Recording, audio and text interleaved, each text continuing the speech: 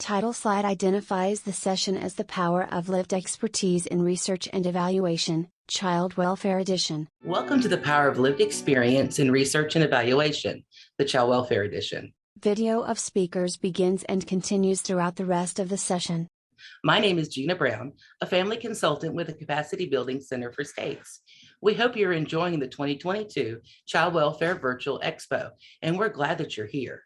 Our goal today is to provide resources and tools on how to sustain positive partnership with young adults and families with lived experience by providing various collaboration strategies for both research and data evaluation. We appreciate our speakers, and it's my pleasure to introduce them. First, we will hear from Mr. Brian Samuels, coming to us from Chapin Hall. Then we will hear from Dr. Alex Wagman of Virginia Commonwealth University, Department of Social Work. Joining Dr. Wagman will be Tiffany Haynes, a Division X consultant with ICF. Mr. Samuel, the room is yours. A slide titled Elevating Voices in Research, Policy, and Action.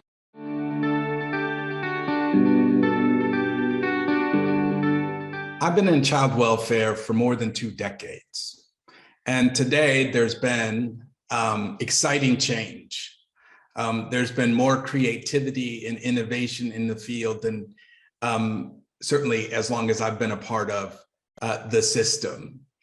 Real change is happening both at the state, the local, and at the federal level. Systems leaders are really committed to improving the lives of the most vulnerable families in this country. As a former child welfare director, I used administrative data to drive all of my day-to-day decisions. However, administrative data doesn't always tell the complete story. So child welfare systems often use research to supplement what they can learn from their administrative data. Qualitative data in particular is valuable for capturing the lived experiences of people involved in the system. Public systems have come to recognize that young people and their families can make important contributions to reforming the system. Increasingly, the child welfare system, the runaway and homeless youth system, even the juvenile justice system is using research methods to engage partners, engage people with lived experience to really change and revitalize the day-to-day operations of those systems. One example of work that we did to contribute from a research perspective to a system trying to make change is something called the Voices of Youth Count project. In that project, we began with a simple premise that we wanted to be able to understand the stories of young people experiencing homelessness. Because of that basic orientation towards understanding their story, each of our interviews began with a simple question. If you think of your experience in housing instability as a story, tell us where your story begins. Through that beginning, through that level of engagement, we used a variety of methods of collecting information from young people through these interviews. The study itself had actually 3 different components. It involved 6 different locations. It also involved engaging research teams from each of the locations. So we invited, recruited, and supported local research teams that included interviewers and transcribers. We brought them all together in one place to train them in a 2-day intensive session. And then we brought them back again in the middle of their data collection to make sure that we were all on the same page, debrief, pull apart, put back together again, and then send them back out to finish their work.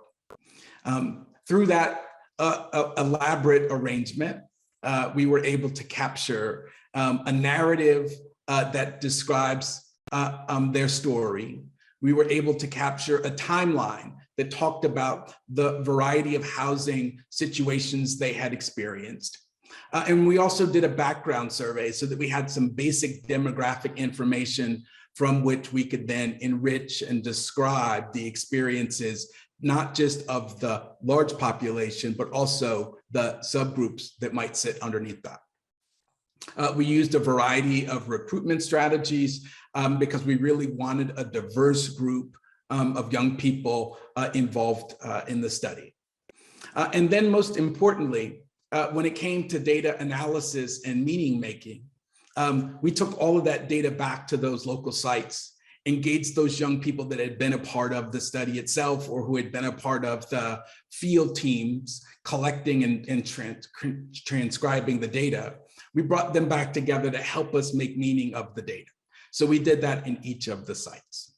And through that analysis and meaning-making process, we learned a whole bunch of things through the experience, right? So we learned youth logics and how they engage services. They described the decision-making that went into the process of choosing one service or another or when to engage.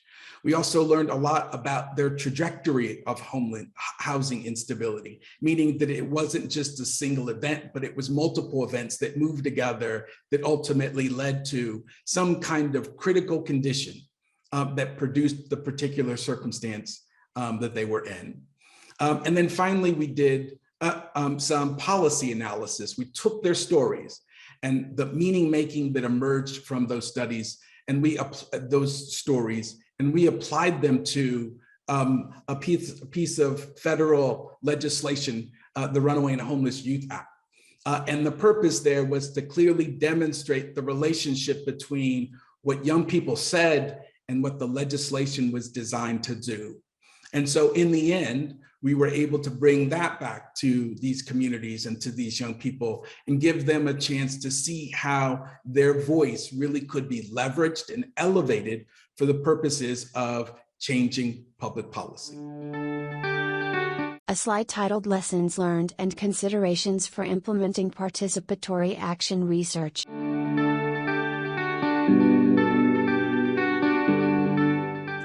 Hi, I'm Alex. And I'm Tiffany. And as you've heard, we're going to talk with you a little bit today about participatory action research, a form of research that is used often to engage folks with lived experience in research and evaluation work. And we're going to highlight some things, some lessons learned that we've had over the last years in our experience using participatory action research, in ways that you might be able to take those learnings and engage folks with lived experience in your own research and evaluation. So just to give you a really quick introduction to what participatory action research is so that you kind of know what we're talking about and what we've done. Participatory action research is actually rooted in the belief that the people who live most closely or most proximate to the issues that are being researched are actually the true experts in the issue, and that they should, in fact, be in the position of being a researcher. And in a lot of ways, this might sound like obvious, but it is not traditionally how research is done, and it's not typically how researchers are trained. Researchers tend to be people who are distant from the topic, or even intentionally trained to try to be distant or objective from the topic that they're doing research on, which can really impact how the research is designed, how it's conducted, how the research data is analyzed, and then how it's disseminated and used to enact change. Another key thing about participatory action research that's important to understand is that people who with lived experience expertise, which is a phrase we've come to use in our work, are really seen as being essential to every single component of the research process. And this is also a little bit different from other forms of community-based research where people might be asked to advise on research design, but then aren't participating in conducting the research. Or maybe they're asked to comment on the findings at the end, but they weren't part of designing or implementing the research. Participatory action research asks folks with lived experience to engage in all components of the research. And then the third kind of big piece that's really important to understand about participatory action research is that it is research that's intended to create change. So it's not just research for knowledge's sake. It's really going in with a plan in mind around an issue that needs to be addressed, and where change, particularly change related to equity and justice, needs to be understood and solutions need to be identified and enacted. So those are some really important aspects of participatory action research. And as you probably hear in me talking, it's really rooted in some core values and some core beliefs. And it's rooted in critical theory, which we won't go into today, but critical theory really says that, particularly when you're trying to understand systems and institutions such as the child welfare system, that you have to think about systems as having been built. They've been constructed over time. And what that means is they can also be changed and deconstructed if needed. And so that is really part of this belief in participatory action research, that research can result in action, which can result in change. We believe, and this is why we're talking to you about it today, we believe that participatory action research is an effective method to prioritize and advance equitable child welfare practice and policy. And the way we approach participatory action research, people do it in lots of different ways. The way that we do it is really by centering and building a team among folks who are most directly affected by the issue that's being researched. In our case, it's youth homelessness. In your case, it might be child welfare. And we build those spaces and protect those spaces while there might be other stakeholders who are impacted by the issues. We really center and protect the spaces of those with lived experience expertise as researchers in participatory action research. And that's really essential for power building. So again, not just about developing knowledge, but also about deciding what solutions and what kind of action should be taken, and engaging those researchers with lived experience also in that action, which engages folks in building and accessing their power and finding their power and being part of the kind of solutions that we think are truly the most meaningful. So I'm going to turn it over to Tiffany, who's going to talk a little bit more about what that process looks like and a key component of participatory action research. Thank you, Alex. That was a great introduction.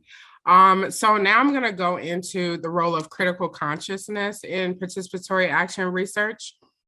So critical consciousness is really helping to build an individual's capacity to understand how their lived day-to-day experience connects to bigger systemic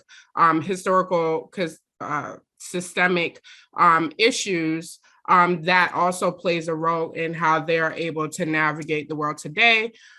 So being able to make those connections also helps with empowering and building their knowledge base so that they can feel empowered to do that change work. So critical consciousness is an essential piece to helping young people or individuals with lived expertise engage in the work in a meaningful and authentic way. One of the pieces that I would like to lift up is the importance of acknowledging that the harm that systems have caused historically, caused to young people and their families, and to not really shy away from that.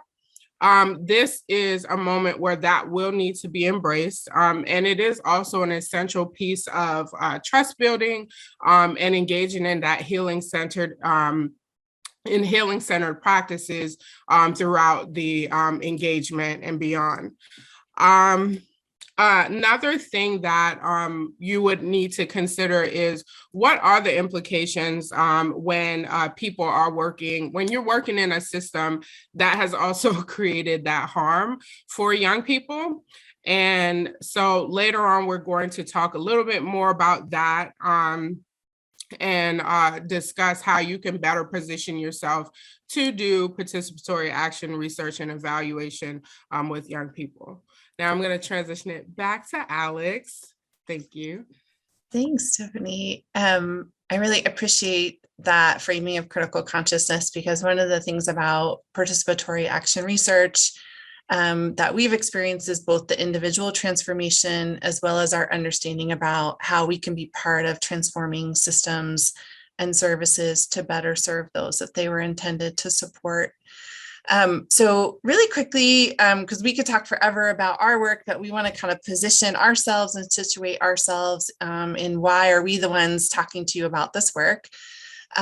Tiffany and I have worked together since 2014. I can't believe it's been 8 years. Is that right, math? Yeah, 8 years this month that we've been working together with a participatory action research team called Advocates for Richmond Youth.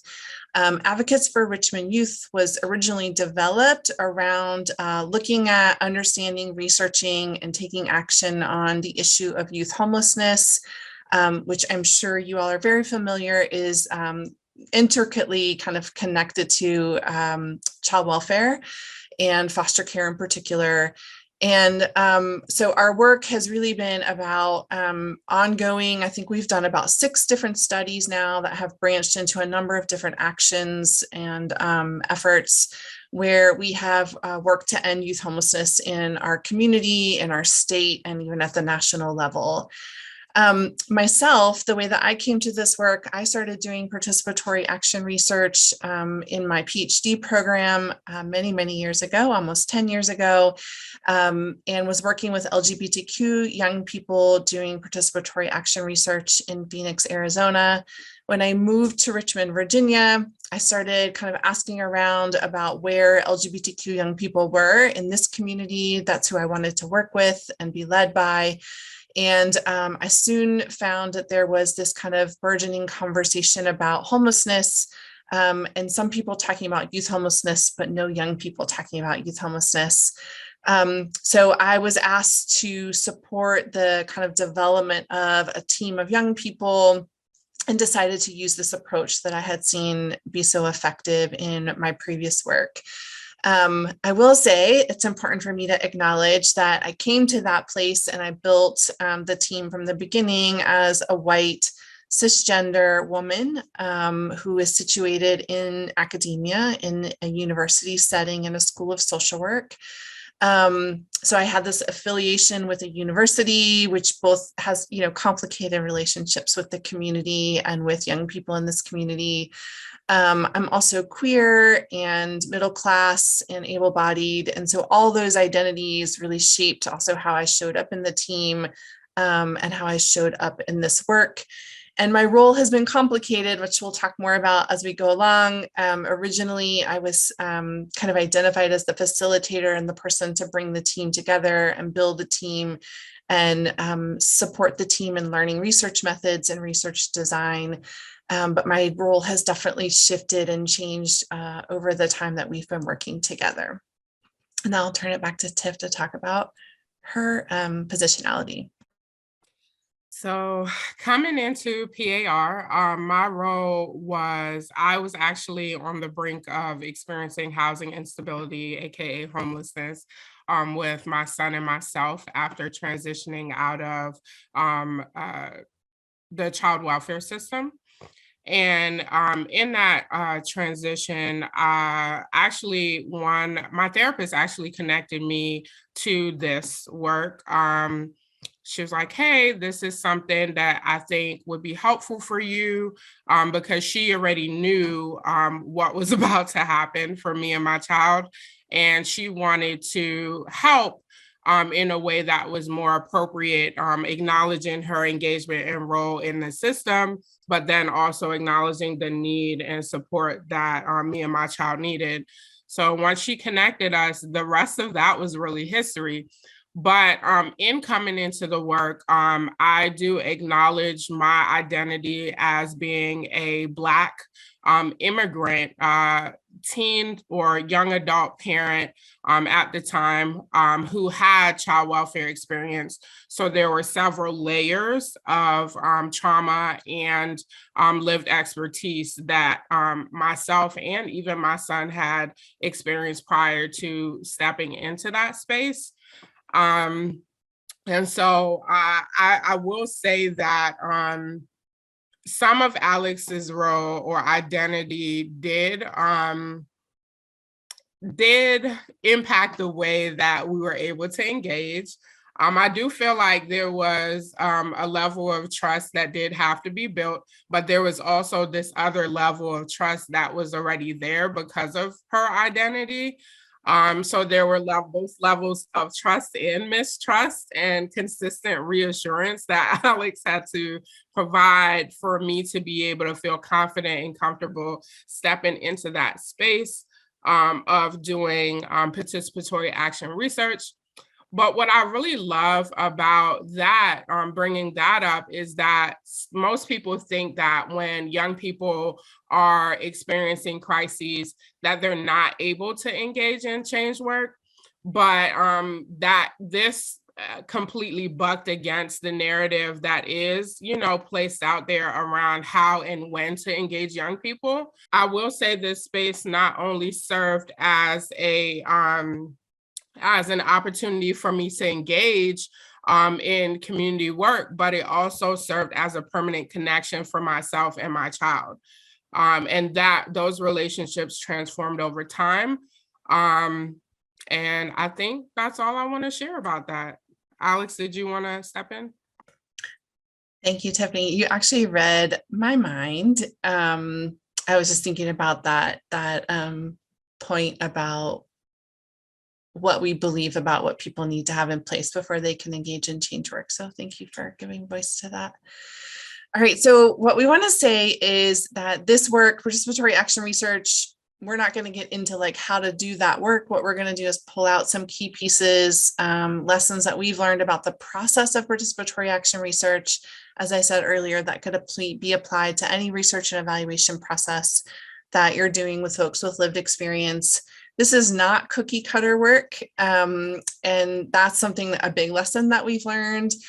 This is really about engaging in principles and drawing on the strengths and gems within the young people or whatever population, families, whatever population you're engaging on your research team to create the spaces that work for them. There's no recipe book. There's no step-by-step process. We've looked for it, trust us, and we've been asked to write it and give it, and there is none. But what we have learned is that there are some key elements to incorporate in the research and evaluation process, including relationships, barrier reduction, healing-centered focus, and attention to power. And we're going to give just a really kind of brief overview of each of those in the limited time that we have with you today. Over to you, Tiffany. Thank you for that nice overview, Alex. So as Alex mentioned, relationships are a key component of participatory action research and the power of relationship in research and evaluation. So one of the things that we wanted to lift up is that it takes intentionality to build those relationships. So just because we coexist in a space together and do the work together, does not mean that relationship building automatically just happens and there isn't a level of facilitation or planned engagement that needs to occur to be able to help to build that foundation. So for example, there has to be space built in for more informal engagement for the people who are participating and even the people who are leading and facilitating that space facilitating that space must have. And then also, we must see each other as people first, so that it's not a space that's just centered around the work, but it's also a space that encapsulates who we are as people together, which is why when Alex mentioned it's not cookie cutter work, you can't just put together a 1, 2, 3 step on how to do it, is because it's really going to depend on the people that you have in that space. The next piece is that trust is also an essential piece of cultivating those relationships, cultivating that space.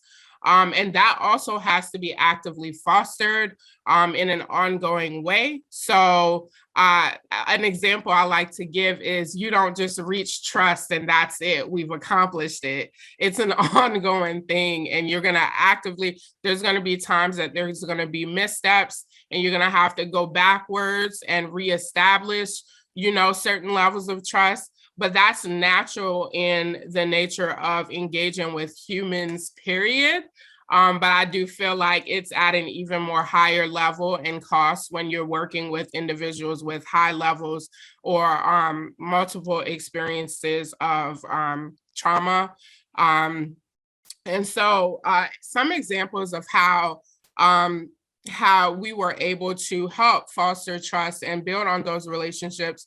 One is just celebrating the accomplishments that you all achieved together, both together and separately, big and small. It could be little things like a birthday, or a thing like I graduated, or a thing like I started therapy. Like it can be something, what I'm saying? It doesn't have to be things that are completely centered around the work, because that is how you make the space more humanistic and make people connect with each other more.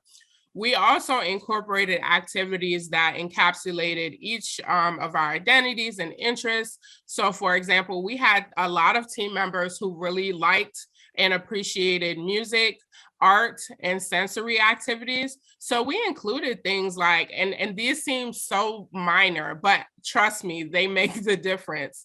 But we included things like Play-Doh, scented markers, aromatherapy, music playlists, where we had a member who was known to be the DJ for our team. So whenever we had dance moments or just like moments where, again, where there was informal spaces being built for relationships, where they would just put their DJ playlists on, and we could have special call outs. And there's other ways that you can engage people's identities in that work or in this space, so that it becomes more of a space that's catered to the team.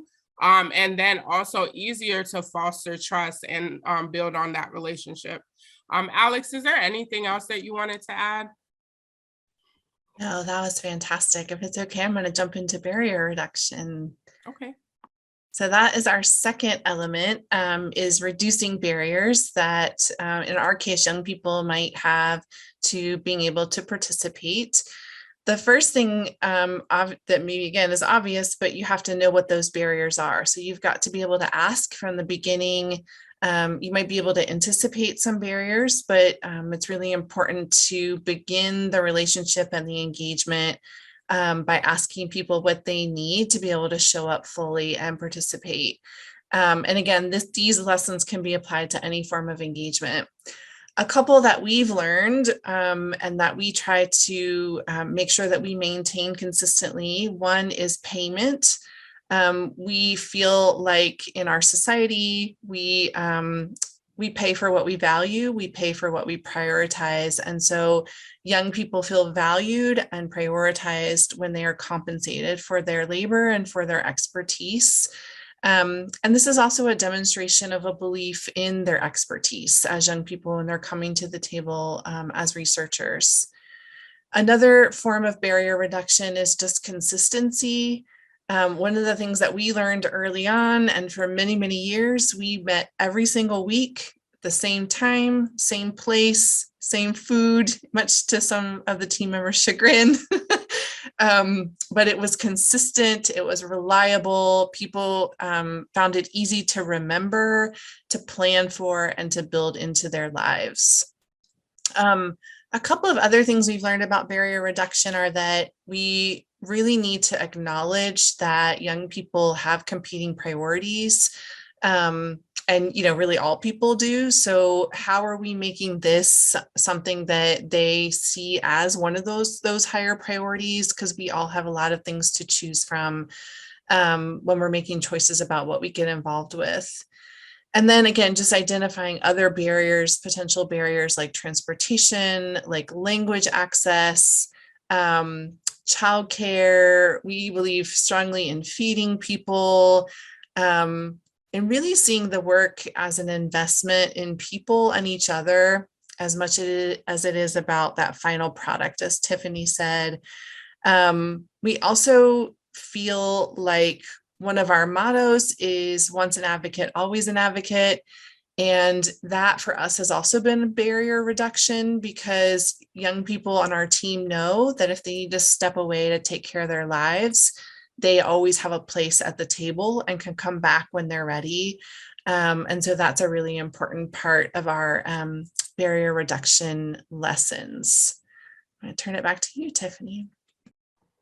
Thank you. I really appreciate that last point, because what it really speaks to is how do you create a culture for young people to engage, for people with lived expertise to engage.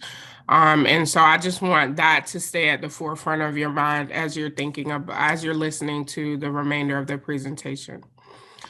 Now we'll move into 3 of the many considerations for cultivating a healing-centered space.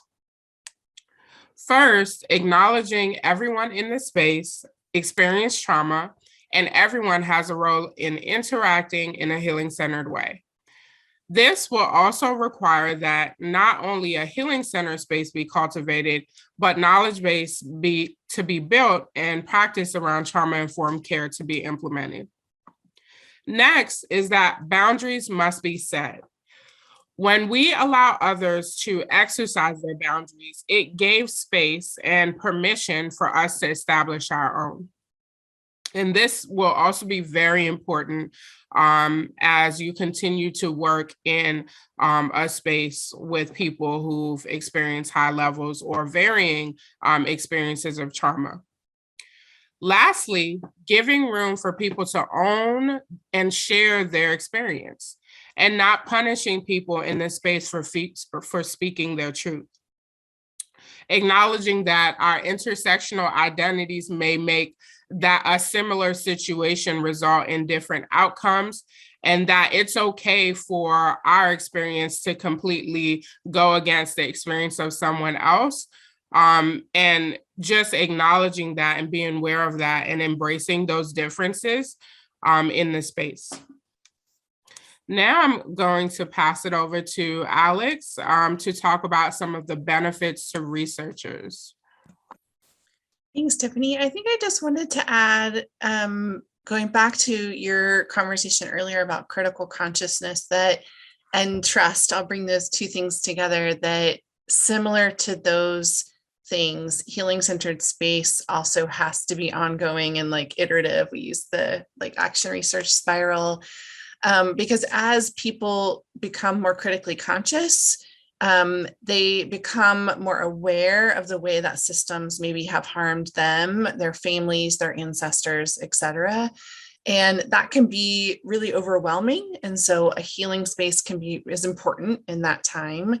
And that process can be really healing, because many people, many of us have internalized or believe that we were at fault for the ways that we were treated, or for our own harm or experiences. So just thinking about all those pieces together, I wanted to pull all of those together and to say that it can be an incredibly healing process for an individual as they engage in participatory action research and become more critically conscious. I'll also add, and we'll share this resource out, that Dr. Sean Ginwright has done a lot of work around healing-centered engagement. We were doing it before we had language for it, and now we have this beautiful language that Dr. Ginwright is sharing from his own work with young people. So we encourage y'all to check that out if you haven't already. And then the last component or element that we want to talk about is power shifting. And this is really essential to participatory action research and to any form of engagement of folks with lived experience expertise.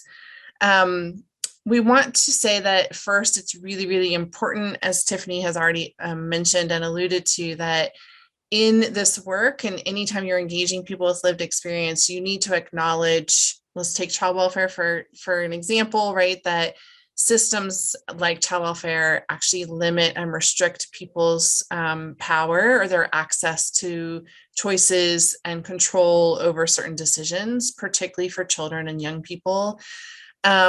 And so this process of power shifting is really important, but it also can be really hard, right? Because you don't want to give someone all the power when they have had their power restricted for a really long time, because that'll be overwhelming and not actually empowering.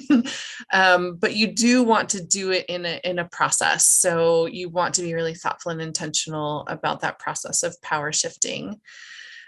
It's also really important to acknowledge and openly discuss power dynamics in order to engage in power shifting as a team.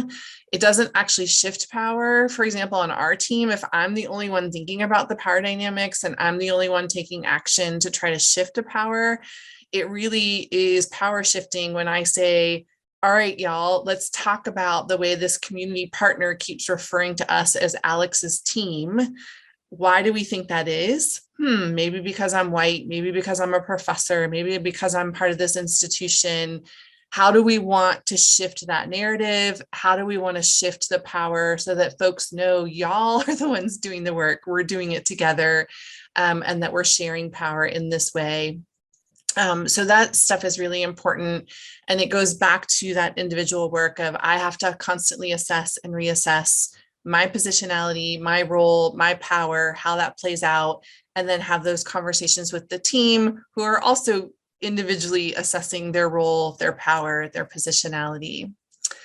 And in terms of power shifting, we also just want to highlight that this connected to the element of relationships, that relationships and long-term investment in each other and relationships with each other make these conversations about power shifting and power both harder and easier. The deeper you are in relationship, the more issues related to power and how it plays out come up. So it has to happen more frequently. So that makes it a little bit both harder, but also a little bit easier because you begin to trust in each other's commitment to the work and to each other. And so having hard conversations becomes a little bit easier and you become more practiced at it. But that doesn't make it easy. Easier doesn't equal easy. I'm going to turn it back to you, Tiffany, before we wrap up. Thank you, Alex. Okay.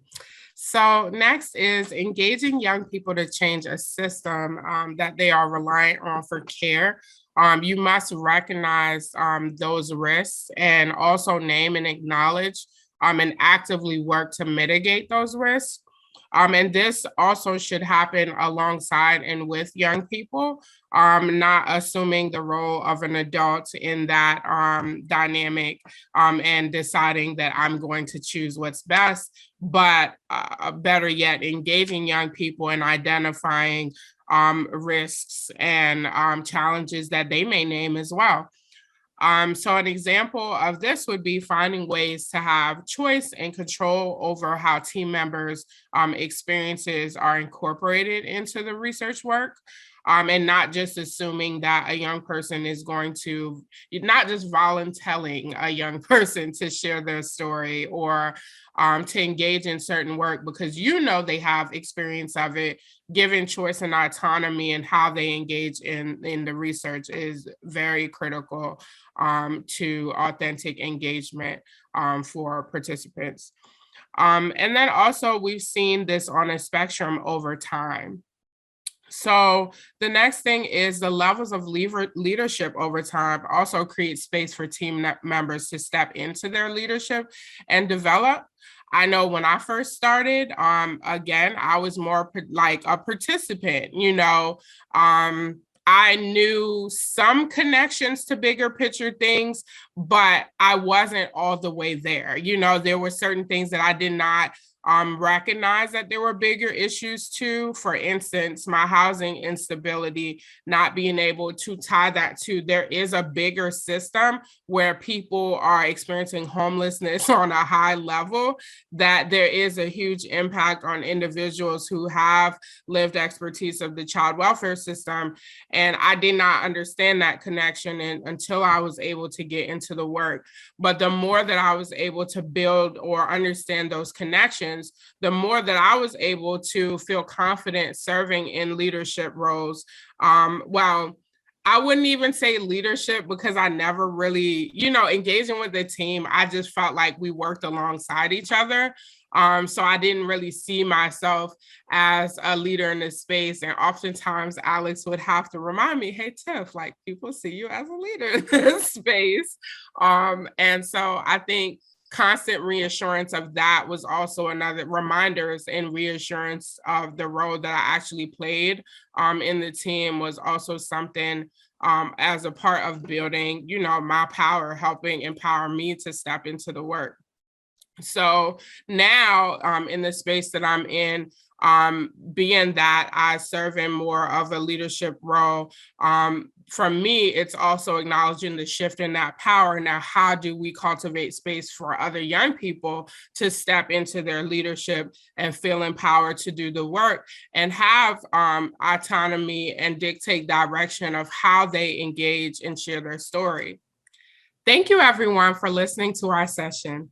We hope that we were able to get you all thinking about how to meaningfully engage with youth and young adults in research and evaluation, with the understanding that these concepts can be used outside of the research and evaluation space. We have provided a list of resources for you to download and use in your work. Thank you again. A slide titled Reflections.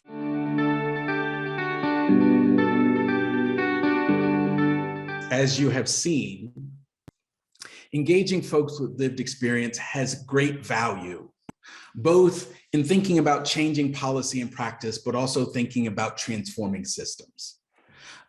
Research is one way to engage people with lived experience, but we shouldn't limit ourselves to just that contribution. Every public agency, every child welfare system is implementing family first. Each of those activities can benefit from engaging people with lived experience to inform the policies and practices that will ultimately be implemented for transforming the front end of the child welfare system. Through our work, we've come to believe in a couple of principles here when engaging people with lived experience. One, push simply beyond asking them for their input and set a real commitment to or a goal of co-ownership. Embrace collaboration and share the power that you have with them so that they can make a full contribution. Be purposeful in the planning activities themselves so you're positioning them to make the greatest contribution. Invest in relationships with them, so that they're not feeling as if you're simply there to collect their information and then to take it away from them, but you're really there to engage and understand their experience and give them an opportunity to shape your thinking, your approach, ultimately to drive the decisions that you make around policies and practices. It's absolutely critical that we see people with lived experience as the experts that they are, as the knowledge keepers that they are, and as the system assets that they are. That these are important contributions that these folks can make to making your system better. And we hope that you'll take the opportunity to engage them as often and as frequently as possible. Thanks. A slide titled Thank You and Closing.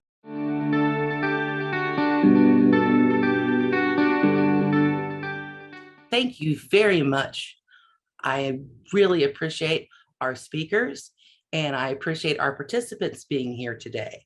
Make sure that you check out the resources and we will see you in the next session. The Child Welfare Virtual Expo logo is on screen briefly, followed by this message. This video was developed for the Child Welfare Virtual Expo by the Capacity Building Center for States and is sponsored by the Children's Bureau. Its content does not necessarily reflect the views and policies of the Children's Bureau.